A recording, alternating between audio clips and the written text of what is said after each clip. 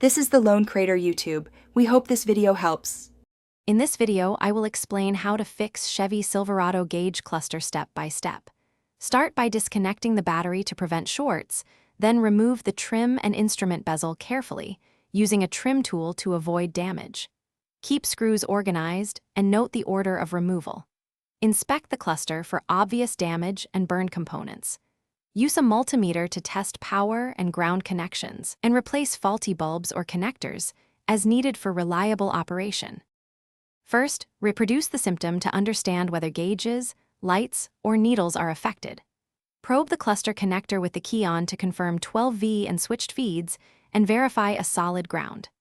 If power is present but gauges fail, inspect for cold solder joints or damaged traces on the circuit board.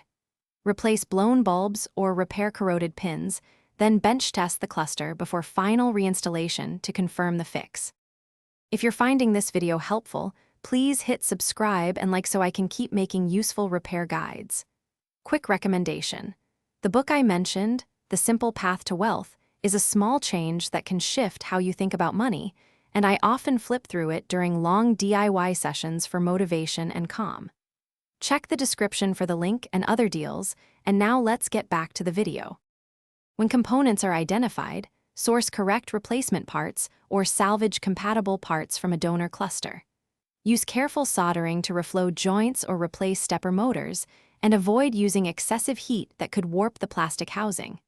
Clean corroded connectors with electrical contact cleaner and apply dielectric grease to prevent future corrosion.